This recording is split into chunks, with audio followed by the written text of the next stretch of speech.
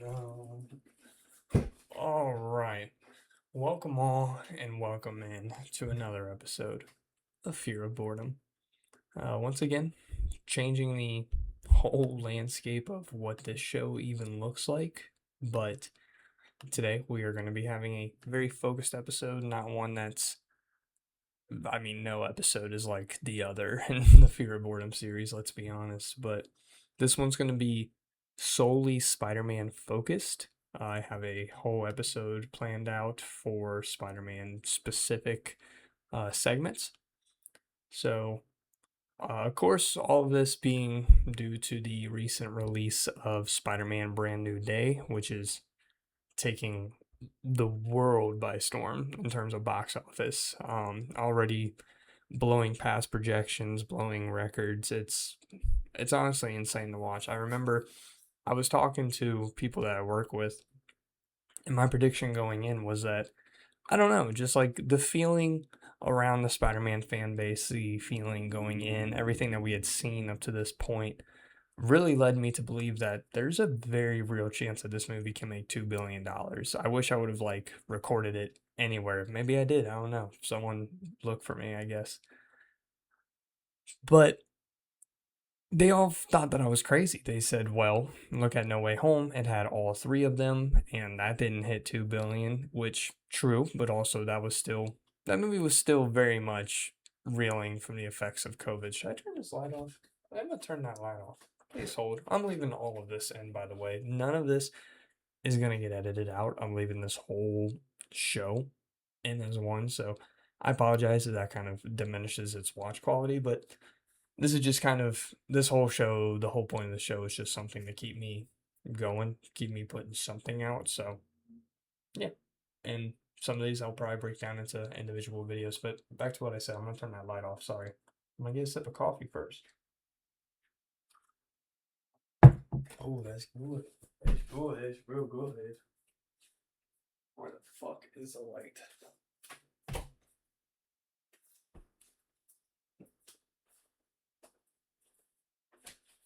Mm, maybe a little light won't hurt. Maybe a little light won't hurt.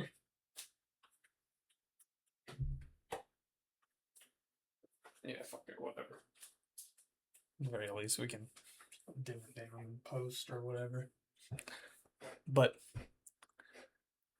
yeah, and I just had a lot of excitement, a lot of hype going into this one. I felt that from just the criticisms that the original trilogy of Tom Holland's of the MCU Spider-Man received, there was definitely changes I think needed to be made to the narrative to kind of bring back OG Spider-Man fans, but I also want to come back and say, because I myself was pretty critical of those original three movies, and leading up to watching this one, me and my girlfriend we rewatched a lot of Marvel movies, but we also specifically hit the Tom Holland Spider-Man movies because she had never seen them. And seeing those three in unison, like back to back. Of course, we squeezed in the two Avengers movies there when we needed to, but we watched Homecoming, the two Avengers, and then Far From Home, No Way Home. And it does kind of make a very interesting arc for those three movies. I do remember thinking coming out of No Way Home that No Way Home was good enough. Not only did I feel that it was an entertaining movie on its own, sure it's fan service, but like what the fuck ever, I don't care.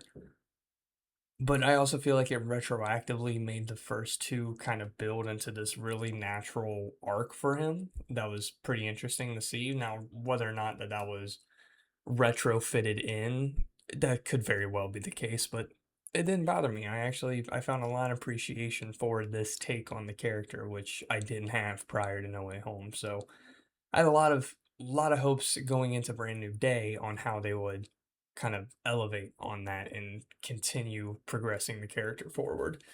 And I will say, and this first section is going to be completely spoiler free. I I will start by saying that this movie was just about everything that I wanted in a Spider-Man movie. It gave a fantastic Peter Parker story. That's something that I feel like we were missing. Of course, you had like him reeling with everything going on in Europe and no way or and far from home and whatever. But I don't know. I feel like this one, though he's Spider-Man the most in it, like Tom Holland specifically, though he portrays Spider-Man the most in it, I feel like that this is one of the bigger and better Peter Parker stories that we've gotten, not only in this series, but across the whole Spider-Man live action franchise. So very, very much appreciated that. The movie touches on a lot of different themes of isolation, the dangers of being alone. I really enjoy that. Not that's, I mean, that's pretty hand in hand with Spider-Man. I mean, it kind of goes with the character, and especially with this portrayal, we haven't really seen what that looks like for him. It's really cool, and I feel like they handled it like damn near flawlessly. Punisher is a great pick to even explore those themes and offer like a differing perspective to Peter, because Peter's whole deal going in is, well, my people are still alive. And actually, I'm not gonna touch on that. I want to get I'll get into that in spoilers, but I just feel like all of the additions made to this film, Punisher, Hulk, Sadie Sink's character, they all, they don't take away too much, or they don't take up too much of the screen time to where it just feels like a cameo fest. I feel like all of their individual portrayals feel earned. I feel like they offer perspective for the main character to kind of push forward where his arc is going and where his kind of development is going. And yeah, it was just a very, very fun. I don't know exactly where I'm going with that. We're just gonna cut that out for the actual YouTube video, but this movie had like some of the best sequences of live action, like for any Spider-Man movie. I really enjoyed the combat. They've gone on record saying that they drew a lot of inspiration from the Insomniac games, and I feel like that is very, very felt in this movie, but not to the point where you feel like you're watching like a cutscene or anything like that. It's just more so like, holy shit, did you like like I think that was Insomniac. I will say TASM may have the slight edge, in my opinion, on the holy shit, did you see that moments, but the number of like very creative things that they have Spidey perform in this movie, which some of it being the Insomniac stuff, but some of it being like their own little just portrayal of how he uses his powers, I felt was very, very interesting and really blew my mind with their characterization of this hero. I did mention that Hulk was nice, but I don't want to go too deep into what I liked about Hulk's inclusion until we get to the spoiler section, so just keep that in mind. There's very special moments that highlight, I guess, the importance of his character at this point in Peter's journey. I'm gonna take a sip of my coffee real quick.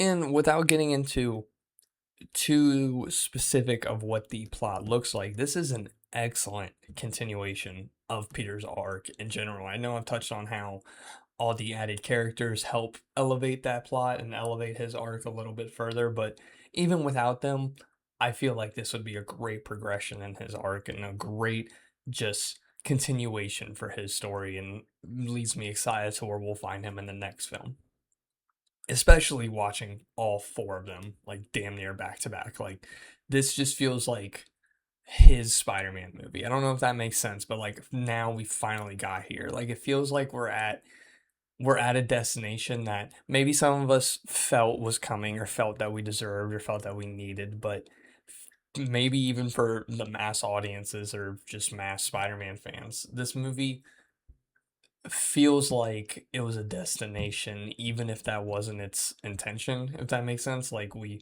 sat through these three movies, had to put in all the Avengers stuff, had to make sure that he fit in with the greater saga that was happening at that time. But now we have his story. We have his, not origin, but like just finally learning like what makes him tick specifically without all the other outside noise, and I really appreciate it for that. The score is probably one of my favorite things about this movie. I haven't listened to the actual album like without like watching it with the movie, but moments throughout the whole film where I was just blown away by how it sounded. And Michael Giacchino might be my favorite composer working right now. Very, very excited to see what he cooks up for the Batman Part 2 because I believe reports just came out recently that he is going to come back for that. So, very, very exciting. It's pretty, something that's like funny only to me is Danny Elfman, like back in, well, late 80s and then early 2000s, made themes for Tim Burton's Batman and Raimi's Spider-Man. And, you know, in my opinion, both those themes are pretty iconic to their respective character, right? And now we have a character like Michael Giacchino, who's done the scores for all of Holland's Spider-Man films and likely going to do all of Reeves's Batman films. And I don't know. I don't know what like connection that is, but like it's kind of cool. Danny Elfman's one of my goats, Giacchino's one of my goats, and they do my two goat superheroes. So that's just a cool connection. I really enjoy that fact. Overall, just to kind of like package all of my positive, happy feelings into this as a Spider-Man fan since as long as I can remember, Spider-Man was a pivotal character in my life. He is my favorite fictional character, like ever. Like it's him.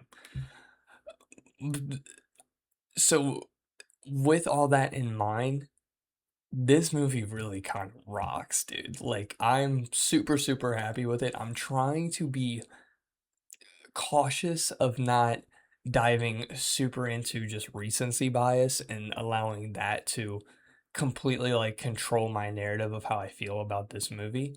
But no, I mean, it's a great suit. I love this suit.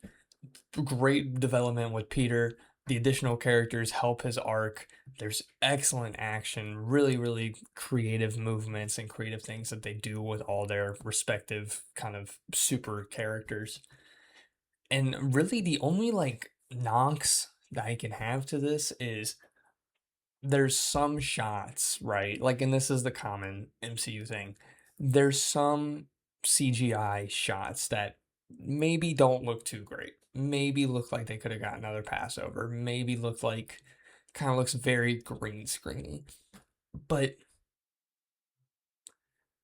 I don't know, that may have happened twice. Like most of this looks great because a lot of it's practical. It's mostly like some of the Peter in swinging sequences, those specifically kind of don't look the best comparatively to the rest of the film, but they didn't take me out of it by really any means. It would just be something I was just like, oh, I mean, like that looks kind of rough. But then the scene itself and the one that I'm thinking of in my mind, and maybe we'll get into this in spoilers. The one that I'm thinking of in my mind, everything surrounding like that sequence kind of just overshadows the fact that maybe it doesn't look the best, but all the emotion and everything packed into it really, really just makes it a great scene regardless. So I can't even almost knock it for that reason.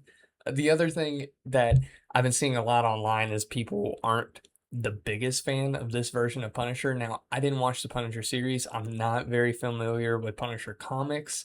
Punisher's just never really been a character that it's not that I'm not interested in him. I am actually very interested in him. I have like military family. I think I think it would probably be a character that I could empathize with pretty easily, but I don't know. I've just never dived into his stuff, and I really liked his inclusion in this movie. But I've been seeing this consistent thing online that this feels like a very nerfed Punisher and a Punisher that doesn't really fit with the ones that we've seen in the Daredevil series and in his own respective series. But I can't really knock it for that because I don't have knowledge of that, so that doesn't affect my feeling at all about it. But yeah, I think with all that being considered, I am gonna give Spider-Man Brand New Day a 9 out of 10. Like this movie, like since watching it, I haven't seen it a second time. I've been wanting to. I just haven't had time. There's been a ton of shit coming up this past weekend, and just really haven't had the time to go see it again. But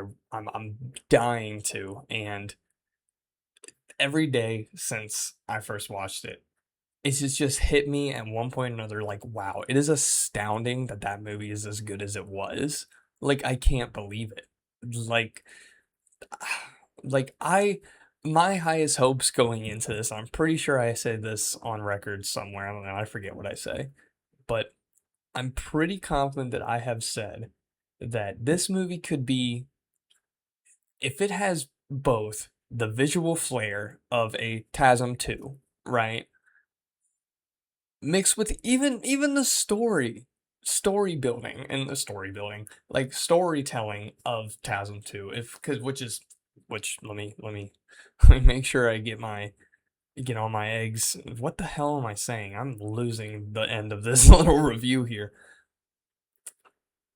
It could be of the exact quality of TASM 2, both in storytelling and visual, and I probably would have left happy.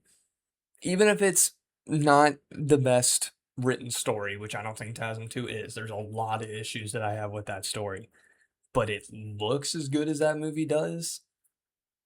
I was probably gonna be all right. Like, I was probably gonna be like, cool, we got another Spider-Man movie, like whatever. Like, like, but this isn't that. This is so much more than that. And like, there's so much. It's a great story and great visuals, and I'm very, very astounded that we got a movie as good as this. So, all right, let's dive into spoiler talk. So I'm looking at my notes here. This section will probably be a little more free flowing rather than my last the video. So, okay, podcast watchers, each like little segment that I'm doing of this is going to be its own video on YouTube. If you haven't picked up on that already, I'm lazy and I only have a very certain amount of time that I can get to record, so yeah, now we're going to be moving on to spoilers. So, whenever I talk about another video, talking about what you heard, just in the context of someone watching this only video, you get it. You've watched YouTube since you were a fucking toddler, so you got it. Spoilers. I'm a really, really big fan of Sadie Sink's character, which we can all say, she is Jean Grey. She is Jean Grey. I know. Who would have fucking guessed, right? There was some I remember seeing some early um I cannot even remember the character's name. The character, like the spider character that can like fuck with minds or whatever. I'll put the name here, Sharith or something like that. I don't know. But I saw like people who had seen the Wednesday showings had posted on Twitter being like, just got out a brand new day of Sadie Sink is this character or whatever. And I was like, I really hope you're lying.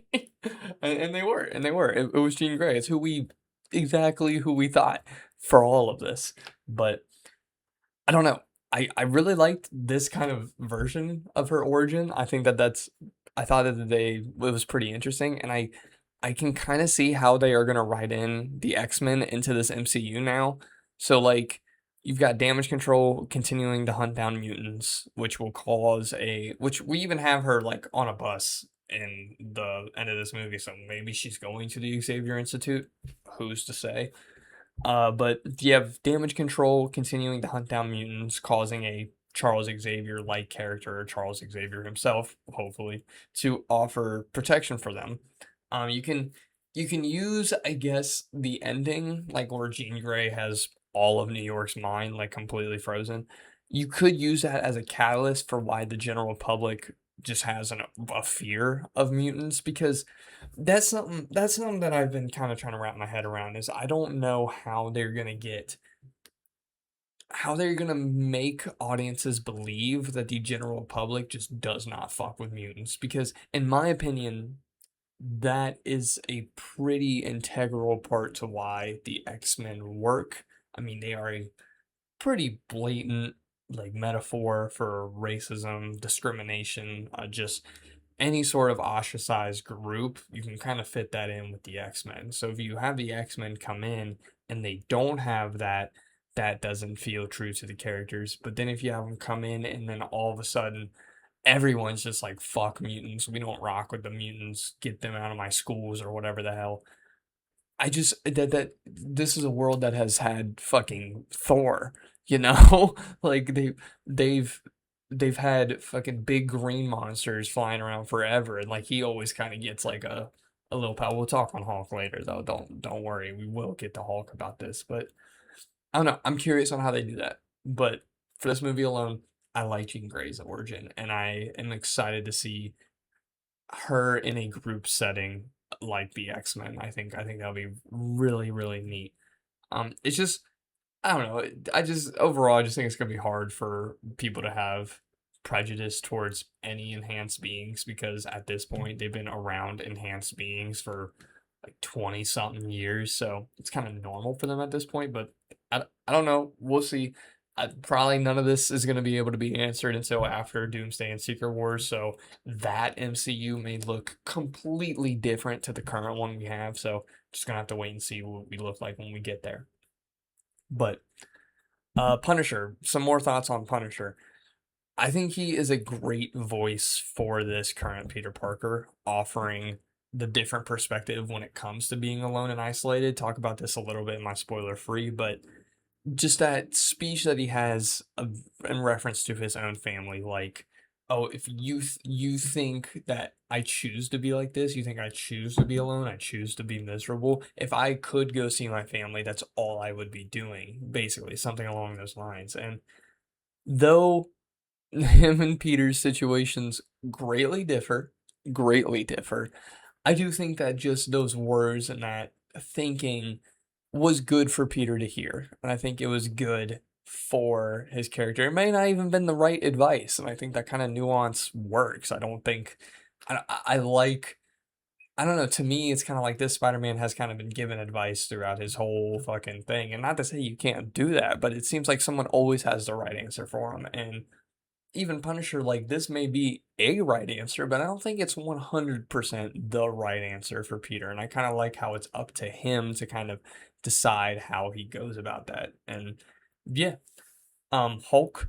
If we're just on the topic of side characters, Hulk is great in this. I enjoyed how his current arc parallels Peter's in many ways, like their powers enhancing past what they are comfortable with. So Hulk in this movie has designed like an inhibitor kind of band to just diminish, I get, not just like stop the chances of the Hulk coming out. Basically, just like gets to his DNA and cuts it like minimum. And that science is what motivates Peter to come up with an inhibitor chip of his own because throughout this whole movie, his powers are starting to evolve and develop past his control. And yeah, I just feel like that the way that that works, the way that that paralleled one another, and then the way that the Hulk became kind of a weapon by Jean Grey to get at Peter.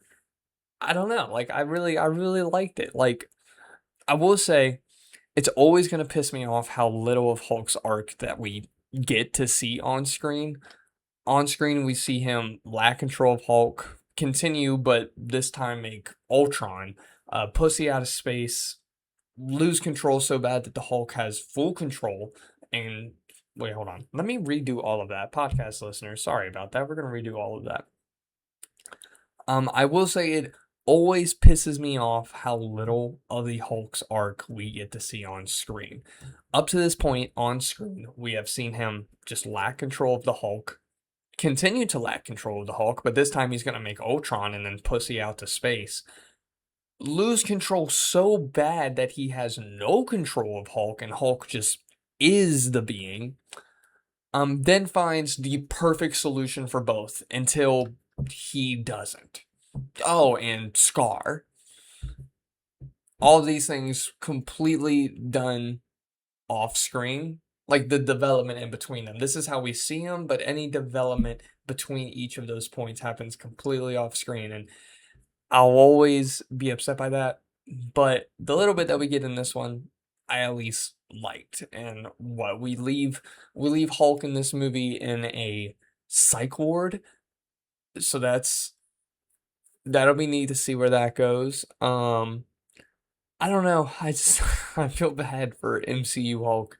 Feel bad for Bruce Banner and how just it's just this constant rotation of having control, not having control, finding the perfect solution, but then something fucking throwing it out of the way. Because again, here finds the perfect solution. until it's not, you know. Just hit fucking candle lit on the table. Another knock that I wanted to save until the spoiler section is, damn, you hear them sirens going? I feel like we got a little too much in the trailers. There were still some surprises, don't get me wrong. But if you're smarter than I am, because I didn't do this, but I've been hearing people kind of come up with this, and after reviewing like all the trailers, I get it. You could probably easily guess what the plot of this film is just by watching the trailers, kind of just not like specifically, but at least know what the like hard hitting beats were gonna be. Um, but yeah, that on top of maybe some rough CGI and yeah. I love this movie. I still love this movie. Some of my favorite moments. So obviously we have the whole. We should probably touch on a little bit of the whole MJ and Ned thing with Peter. I like how they handled just that situation in general. I'm glad that they didn't just come back and fully understand who he was. I'm glad that the spell wasn't just broken and they were giving all their memories back. Because that would have felt a little cheap. I felt like that was one of the most consequential things that ever happened to any of the live action Spider-Man. And I wanted to see how he developed and grew from that. So if we got just some quick fucking reversal of the spell, that wasn't gonna work for me. And I like how they play with that a little bit. When Jean is taking control of MJ, that is one of the hardest scenes of this movie. Just some people were able to pick out, and I've heard comments that people were able to pick out that while they were swinging, that they knew it wasn't MJ. I didn't catch that. I didn't gather that because MJ's always been scared of swinging up to this point, and this time she wasn't. Cool. You're a nerd. I didn't catch that. I'm also a nerd, but I didn't catch that. But I did feel that like something was off going into the scene. Just her like completely opening up, being like, "I do miss you. I do remember." Blah blah blah blah. I was like, "This, there ain't no way. There ain't no way." And then we get one of the most like evil lines in the MCU. Low key, okay.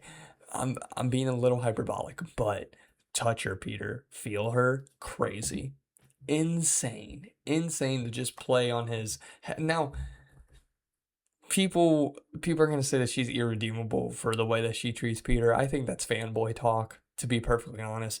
You had fucking Loki do the biggest 9/11 that you could ever imagine on New York, and we redeem him. What are some other ones? People are talking about Thanos as if like could he be redeemable, or could you at least see his side of where he was coming from when he's doing the biggest genocide of all time, like that you could do probably unless you just killed 75% of the universe, you know. But I've been seeing these talks online that like, oh, Jean Grey, we like she just goes too far in this. Whatever. I don't know. She's trying to find her fucking sister. Fucking Scarlet Witch has done more fuck shit than this, and we want to redeem Scarlet Witch. You know, Scarlet Witch kept the whole town under her mind control for like fucking months. So is Scarlet Witch no longer redeemable? Probably not, though. Like, let's be for real, probably not. And also, Multiverse of Madness. I mean, yeah, it's probably hard to redeem Scarlet Witch. She's dead, ain't she? She's supposed to be dead. I don't think she's dead. Do you think she's dead? Comment below. I don't think she's dead. Um, what are some other favorite moments? That moment was crazy. Let's talk about the last scene, the handshake. He doesn't remember. It's muscle memory, right? It's just muscle memory. I'm gonna take a sip of my coffee because it's probably getting cold.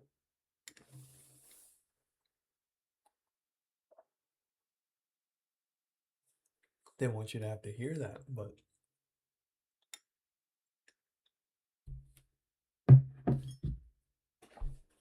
oh lord, oh lord. So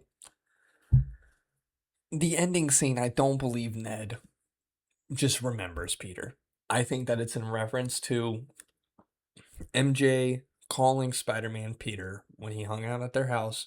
You think MJ didn't go into further detail as to why the fuck Spider-Man was hanging out at her and Ned's place? You think that she just wasn't gonna talk to him about that. Like, hey, by the way, we have a whole life that we're unaware of where that dude's our best friend. So then when he comes back in contact with Flower Guy, does the handshake that he seems to remember full heartedly, doesn't quite understand.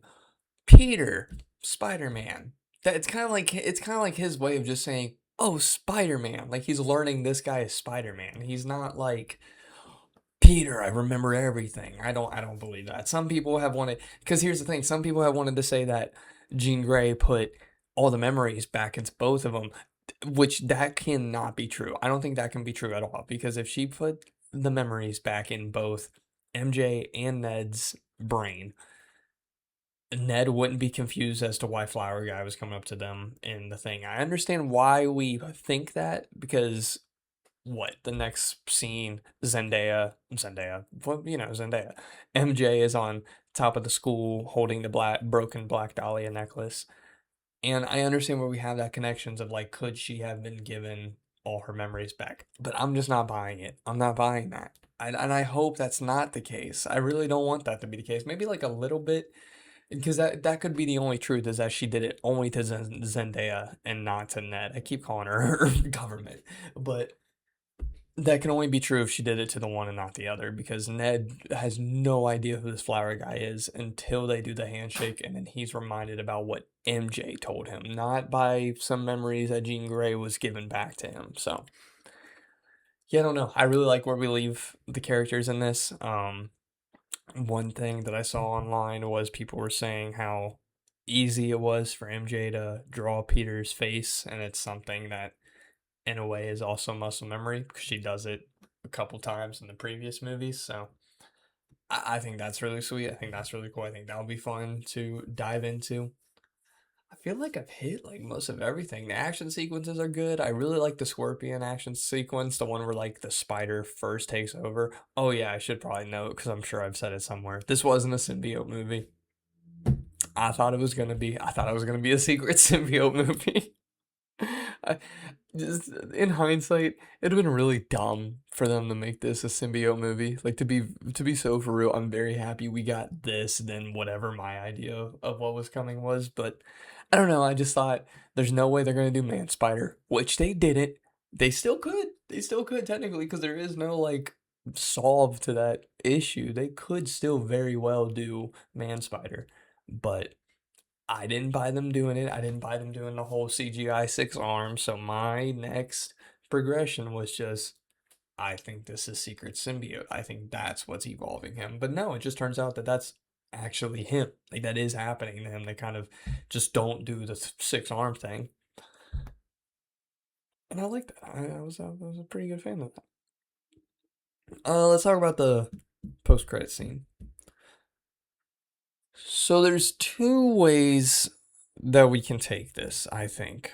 I think that it is referencing Battle World. Now I'm very happy to be completely wrong by that, but that's how I took it at least, that Spider-Man was somehow, but so I don't understand how the spider tracker thing works, because if this was like a literal thing, like a literal thing that we're seeing, that the spider tracker detected Spider-Man off in space, isn't it like consumer done on like reporting on where they see Spider-Man? Is that how it works, or is it, or was it cameras? Was it cameras? Did he pick up cameras? So what would it be? The satellite? Would he be at the satellite? Who owns the satellite? Stark? Sorry, I'm kind of just brainstorming now because that's the one thing I don't understand about the post credits like spider tracker thing, is that how is that even getting reported if that's like a literal thing? I know it's just teasing us, the audience, for the next movie, but just in a literal sense within the context of the movie, how does it work? I don't remember. Someone fill me in. I need to watch this movie again. But so I think it's probably Secret Wars. I think it's probably somehow referencing Battle World. Some people have thought that it was referencing a different Spider-Man somehow entering their atmosphere. I don't know. I don't think we're gonna get any teases to other Spider-Man until they show up in either Doomsday or Secret Wars, and I think that one's gonna show up in one and both are gonna show up in the other, in my personal opinion. But yeah, I don't know. I think this is a tease for Secret Wars because we are not expecting to see Tom Holland in Doomsday. So his next like progression of his character will be Secret Wars. I don't believe that they plan on fitting because when Secret Wars supposed to come out? Is that next year still? There's no way, right? There's no way. I feel like it was supposed to be though. Secret Wars release date. Because are they filming? Did they film those two back to back?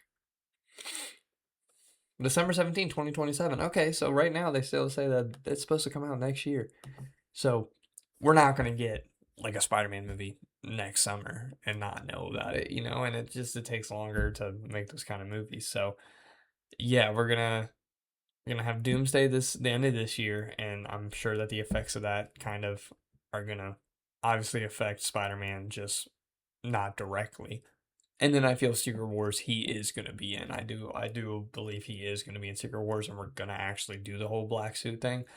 I really want him to do the black suit thing well, because I love Spider-Man 3, but I think that he should have the black suit for a whole movie. And if that's how they do it, where he gets it at the beginning of Secret Wars, has it for the whole movie, and then it isn't until like damn near the end of Spider-Man 4 that, oh wait, no, this was Spider-Man 4, sorry, Spider-Man 5, that he then kind of gets it taken off. That could be cool, but I want just like a full movie of him with that suit. I want it to be an arc. I want it to be like a noticeable change that happens within the character. I want it to be that big. And I trust that they'll handle it decently well. Maybe. I don't know. Maybe they'll just. Because they like to reference comic book stuff, but they never like to just do direct adaptations of it. And not necessarily saying that that's what I want, but I just hope that they don't just black suit and then off and then that's it, you know? He wears a black suit for a little bit, realizes that it makes him mean, and then rips it off. Like no, like I want like a little bit more, you know. Okay, where are we at? Oh, let's get into a ranking. So I'm gonna be doing two rankings of this. I'm gonna do just a normal kind of talk about them ranking between my uh, live action Spider-Man movies, just in order from worst to best, and then I'll do like a quicker kind of uppity, more one that I'll cut for TikTok. Uh, I might just skip the whole TikTok part of it because I put up like a screenshot of it and got fucking cooked on TikTok. You can go see it for Eats Media. Uh, yeah, a lot of people don't like my positioning of some of these, and these are bound to change, I'm sure. When would be the next time that I would probably get a ranking out? Would it be Beyond the Spider Verse? When's that supposed to come out? Is that 2028 or is that supposed to be next year? Hold on. Beyond the Spider Verse release date. Oh yeah, 2027 too. Okay, June 18th, 2027. Perfect. So about a year from now, I will have another ranking because there's some of these that I haven't seen in some time. And I'll just spoil it now. From 9 up, I think these are like peak movies, low key. Like I love these movies. Maybe not, maybe nine's a little generous. Maybe like eight up. Nah, I love 9. I love 9. Pretty much just 11 and 10 are movies that I like enjoy, but I just can't call good. And then from 9 and up, I can call good and like I love these movies. So, you know, it is what it is. We'll get there, but just know that there are some of these I haven't seen in the moment, and I'll be specific on them once I get there. And once Beyond the Spider Verse comes out, hopefully I will have rewatched those movies so that they can be adjusted accordingly.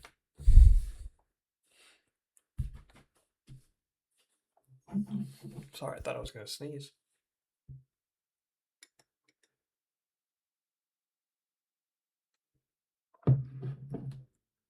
All right, let's start with number 11.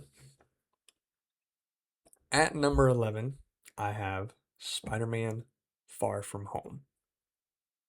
So, I've never been the biggest fan of this movie. Okay, I should probably mention I did put a ranking out not long ago. Um, let me see. Yeah, before I get into this, Far From Home is still my least favorite. But I'm curious because I forget now. How did I? So, okay, yeah, no changes there. No changes there. Oh, okay, so we've got some changes.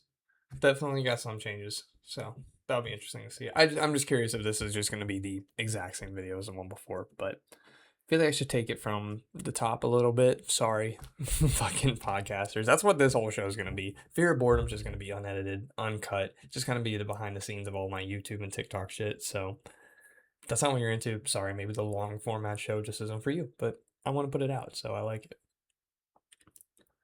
So we are going to be ranking all of the live action and yeah, because this isn't even just the live action movies. I'm fucking dumb. Okay. Oh man, this segment is a shit show already. All right, let's take it from the top one more time. You guys are along the ride for this, so I appreciate y'all. Today, I'm going to be ranking all of the theatrical Spider Man releases. Only Spider Man, though, I should note that. So, like, Civil War isn't going to be on here. None of the Venom movies or any of the, like, Spum, like, Morbius, the Spider Man adjacent films, basically. None of those are going to be included. Just specifically Spider Man movies. All the live action ones and all the Spider Verse movies.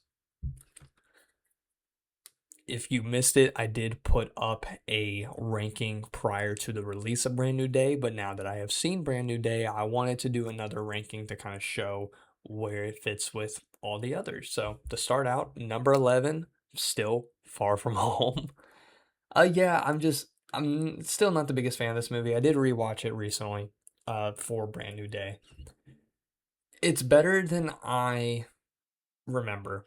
Like I liked it more because I think I just like all the Tom Holland movies a little bit more, but this one is still like the weakest across all of them. I don't think it's that visually appealing. The drone stuff, I'm not the biggest fan of. Just like as a visual aesthetic of Spider-Man fighting all these like drones or whatever, it works for the story, but and I do think that Mysterio's illusions work very, very well.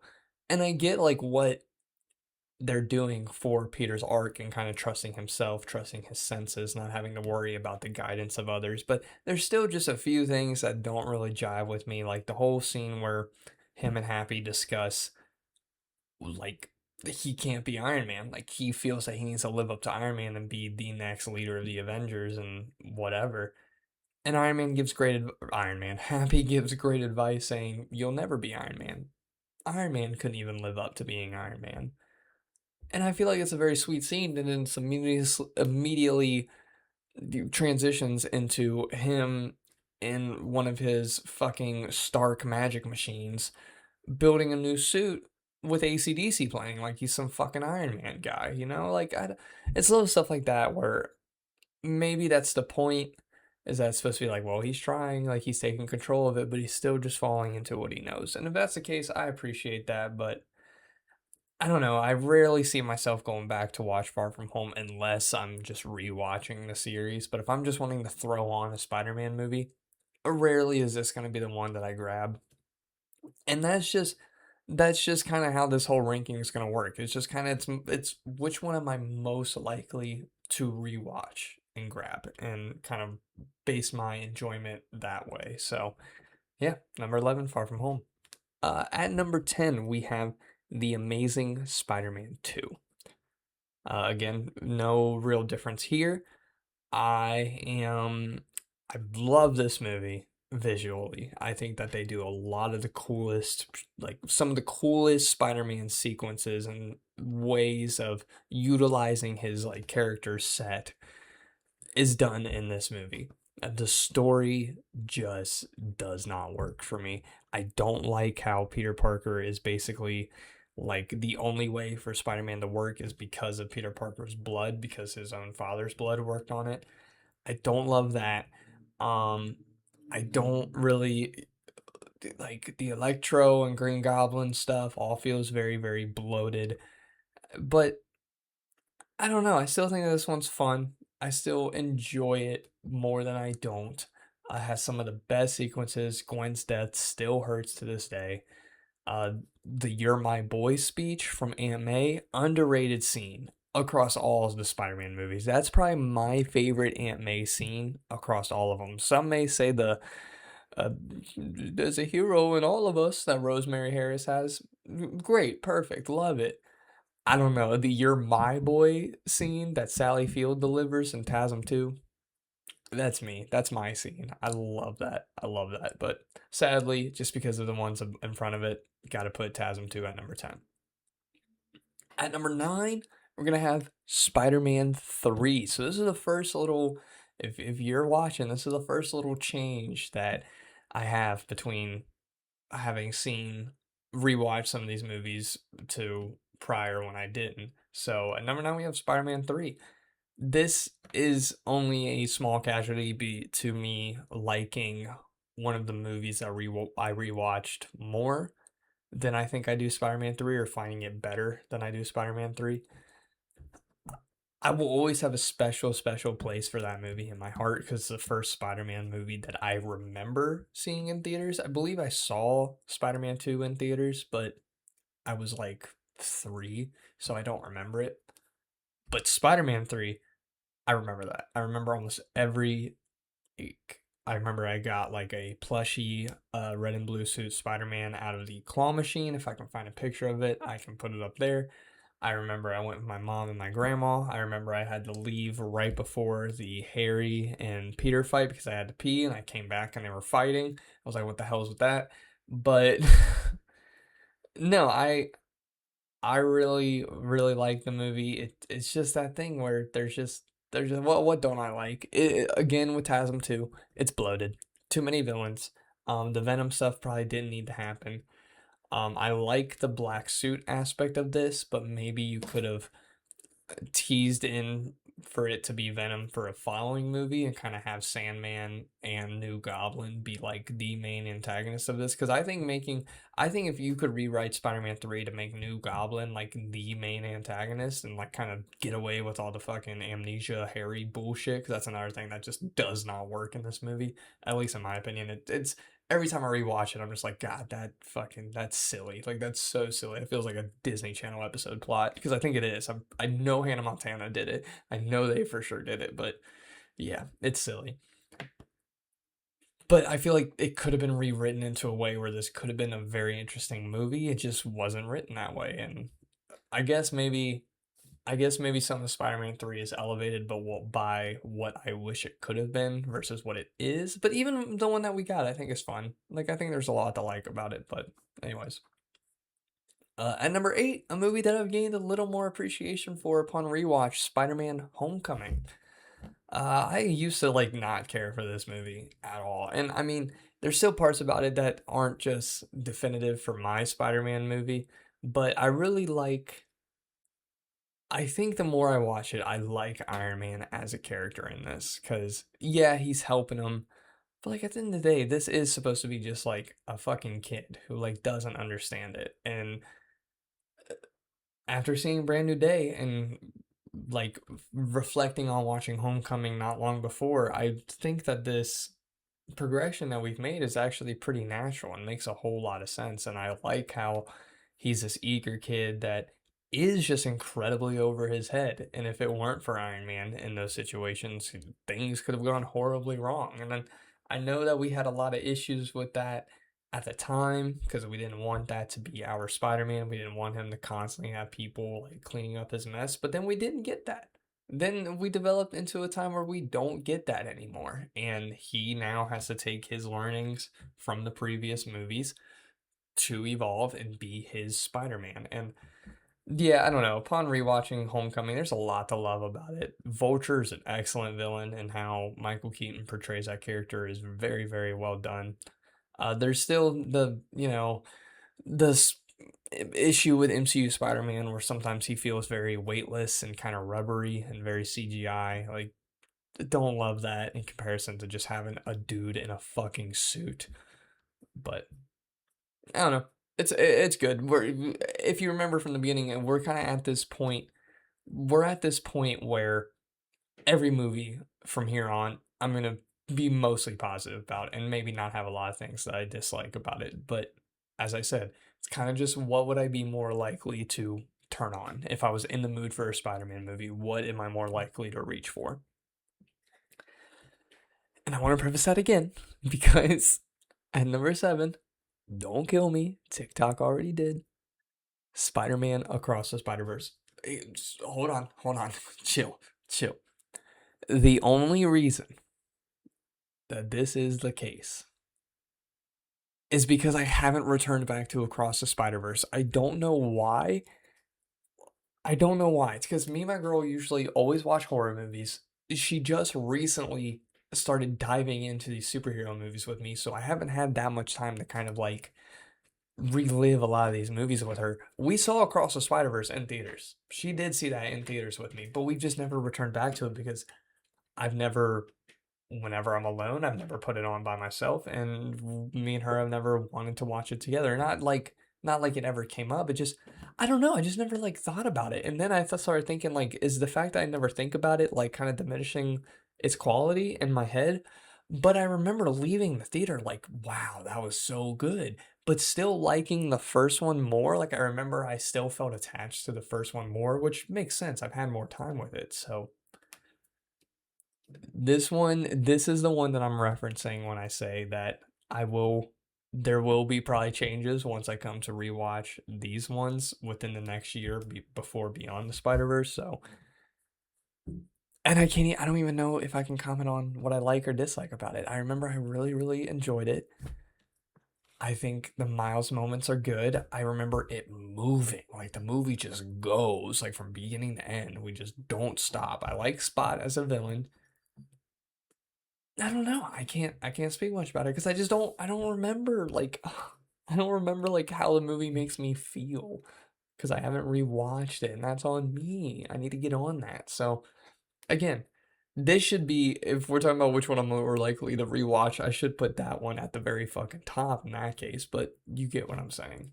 But it's just unfortunate casualty of my fucking ADHD-ness of too much shit to watch, too much shit I want to watch. But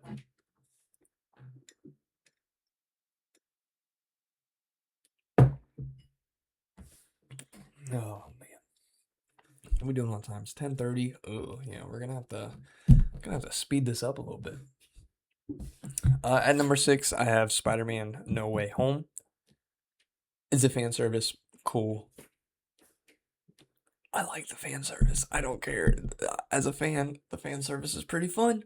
Upon rewatching, it's still pretty fun. There's been this thing online where people are saying that rewatching it, you like it less and less. Uh, I can't sign on to that. I don't think so. Any issues that I had with the story that I had from like my first or second watch, I still have. But all the things that I liked from my first and second watch, I still like. Like it really hasn't diminished in quality much at all. Like story wise, there's movies behind this one that are better, but I mean, come on, not any of these movies have Toby or Andrew in them. So like, I gotta be fair. Like, I'm gonna get so I'm like, that event was so exciting that like, no, I'm not gonna put No Way Home at number 1 because that's fucking crazy. But yeah, though that this movie in terms of quality may not be better than some of the ones that it's in front of, but as far as just enjoyment and fun, yeah, I think 6 is very fair for No Way Home. Number 5, we have The Amazing Spider-Man. Okay, these next 3 entries, 5, 4, and 3,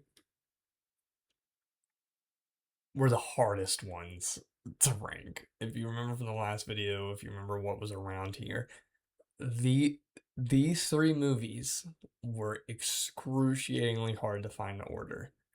So let me preface that and then go into saying I love The Amazing Spider-Man. This in many ways was my Spider-Man movie for a really long time. I grew up on Raimi, but then I remember this coming out and the excitement that I had to having like a new Spider-Man and how much I liked the changes that they made. And as I got older, I appreciated them more and more. So love The Amazing Spider-Man. At number 4, the subject of this video in many ways. Spider-Man Brand New Day. Fourth best Spider-Man movie come out. If you would have told me when the first like image of him in the suit, like where he came out and been like, "Are we ready?" when he's all dressed up in the suit, right? If you would have told me that you're gonna find this movie to be your fourth favorite Spider-Man movie, or the fourth best Spider-Man movie, cool. I would have been over the moon just by that news. And like I said, I was so I started by having this one at five and having TASM in front of it. And depending on which one I watch on any given day, they might flip flop because I love both. So like it's so comparative because it's like they feel like such monument movies for Spider-Man for me. You have this one that's like this completely different take, kind of feeds off the same things that some of the Raimi stuff does, but also takes it into a different light, different spin.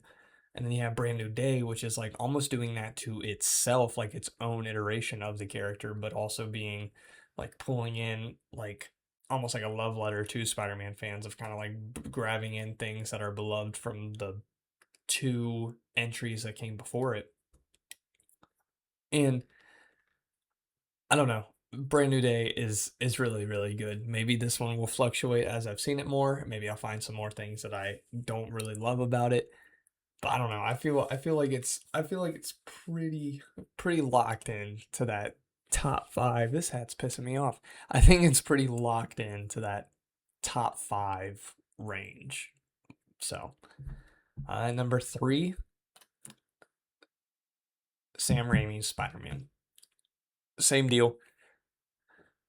I mean, it's funny because you have Spider-Man, you have Brand New Day, and you have The Amazing Spider-Man. All like these are like I don't know how what I'm trying because this isn't Tom's first movie, so I can't say it like that. But it almost feels like it is, you know, like it feels like it's a new first movie. It's a brand new day. Like it's like another first movie for this iteration of Spider-Man. So like this mixed with Raimi Spider-Man and the Amazing Spider-Man, it's just these three, it's just it's hard of which one I like more because it's kind of like setting up what this iteration is going to look like, and I really enjoy what all of them have to offer. I've just had more time with Raimi's, and that's simply what it goes down to. I'm probably going to watch this first one more often. I know that I said that Tasm was kind of my movie, but as I've gotten older and wanting to appreciate on the past, I just find myself watching the Raimi ones more often because I just love the way that they look. So, yeah, I don't know. This one was great, and it has Willem Dafoe. Tasm doesn't have Willem Dafoe. Like, sorry. No Way Home does, and that does elevate it a little bit, but I don't know. Sometimes you just can't touch the originals. You can touch them. Whoa. You're getting real close to touching them at least. What the fuck? We gotta speed this up. At number two, Spider-Man Into the Spider-Verse. I'm not gonna go into the whole gushy like why I love this movie and like being at my grandpa's and all that bullshit that I mentioned in the last video, but I mean, come on. Into the Spider-Verse is the Spider-Man movie. Like, if I was showing anyone, like, if anyone had no knowledge of the character, like nothing, and they wanted to be introduced to the character, though that this one is kind of like overstimulating in the fact that there's so many different variations of Spider-Man in this, I think that this would be a great starting point. And I think that if someone wanted to just understand why the character is so beloved as much as it is, Into the Spider Verse is the one that you show them, in my opinion, because and the animation is fantastic, the voice work is great, all that excellent. Like this movie's like perfect. Everything they were trying to go for, they nailed it, and the animation is unlike anything I've ever seen in my life. So super pumped that that movie's as good as it is. And at number one, Raimi's Spider-Man 2. So the conversation online has been Brand New Day versus Spider-Man 2. Now, granted, I still have Spider-Man a little bit ahead of Brand New Day. That will likely change. I think that I'm just trying to remove any recency bias. So I'm giving it a little bit of a knock just in case, so that I don't seem crazy for having this in my top 3 already, you know. But maybe it is, maybe it isn't. I feel all right with having it at 4, so I'm just gonna keep it there. But the conversation of being Spider-Man 2 versus Brand New Day, to me, it's still Spider-Man 2. I think that the lows that Peter faces in Brand New Day may be lower, but fuck, damn, now that I'm saying that out loud, not that I like want the lows to be super low, but I don't know. I don't know. I guess I love the way, I've had more time to love the way that Spider Man 2 portrays like the lowest moment in that Spider Man's career. And then what takes him to kind of come back and be like this pinnacle, like this monument of an icon, a hero for people to look up to. And where this one kind of does the same thing where we have him at his lowest moments, but he's still continuously just trying to carry that iconography. And it's hard. It's going to be hard. I think as the years go by, we have a lot of interesting conversations to be had about those two movies because fuck, is Brand New Day the best Spider-Man movie? It's not. It can't be, can it? There's no way. There's just no way. Like Spider-Man 2 has the train scene. Spider-Man 2 has Doc Ock. Spider-Man 2 has web blocks. This movie has fucking him like pretty much on a suicidal break because of the consequences of the actions from No Way Home. I don't know, man. The emotional impact of both of those two movies are very, very comparable. And it kind of just comes down to like, it's going to come down to time and which one I enjoy more and more as I continue watching them both. But I don't know. I still think that Into the Spider Verse, maybe Into the Spider Verse is, because I still think Into the Spider Verse is better than Brand New Day, and I don't think Brand New Day is going to pass Into the Spider Verse. But if I think that it's going to pass Spider Man 2, see, this isn't like a best. This is like best mixed with favorite, mixed with rewatchability. So it's my list. Fuck you, whatever. Anyways, enough talking. Enough talking. I've spent like an hour talking about Spider-Man alone. I was gonna have another segment of this where I was gonna maybe squeeze in some Ariana Grande talk with her recent release of Pedal, but not gonna be doing that now. Definitely gonna just be trying to cut this and get this posted out there as soon as I can. Try to get all the different videos out there. But yep, that's my list. Let me know if there's anything that you guys would switch up about this. What is your list? Feel free to let me know in the comments. But I think that's gonna do it. I think that's gonna do it for this like super Spider-Man discussion. Um, and yeah, to kind of wrap this all up, I loved Brand New Day. I am excited to see where we find Tom's character in the future. I really, really hope that we have Destin direct these movies from here on because man, man, just the look of this movie compared to those Watts movies, it's like not even comparable. It's not comparable. I don't even think I said that in any of my review, but this is the best Tom Holland Spider-Man movie without a doubt. You could figure that out in the ranking, but I knew that coming out of the theater. Like coming out of the theater, I was like, that's the best one of his movies, like for sure. Because it was already just in those upper echelons of your Spider-Man 2s, your Into the Spider-Verses, your TASM Spider-Man 1. Like, it was already like comparable to those. I already knew that. So it just came with which ones do I like more. But yeah, no, loved it. Gonna go see it again. Can't wait to see it again. Um, Maybe I'll put out something on some music that I've been listening to as of late. We'll see. I have been watching Tales of the Crypt as of late. Me and my girlfriend watched all of season 1 last night. So I maybe there'll be some content put out on that. I don't exactly know what I would go for. I could probably do a ranking of them of like the different episodes or 6. I could have done that at the end of this, but I think I'll kick that can down the road to the next installment of Fear of Boredom. But yeah, I appreciate you guys watching. I hope to see you guys in the next video, and if you Uh, beyond, just keep in mind if you've watched this all the way through and this isn't something that you're necessarily into, I will break all of these into like individual videos to put on YouTube. I'm sure I've mentioned that multiple times across this video alone, but yeah, if this isn't what you're into, watch this short form stuff. That's totally fine. Hopefully, I will get into a groove of what I want my TikTok stuff to look like if I want to like even do shit on there. We'll see. I don't know. I'm not like too worried about it. This is kind of stuff I like doing. I like doing the long form podcast, just talking kind of stuff, and I want to do more so like high editing themed shows and whatnot. I do think I might still be able to get sequel bait out at the end of this month and to lead into Crystal Lake in October, but we'll see. But gonna have some more horror stuff. Maybe I'll talk about more superhero things. I do like talking about superhero movies. It's kind of a change because usually I'm like more of a music and then talk about the recent horror movie that I've seen. That's kind of been like my deal for a while. So it's nice to kind of talk about and nerd out about something else that I'm really, really into. So yeah, I appreciate you guys for all staying with me, chatting with me. Well, you weren't chatting with me, but you're listening to me chat.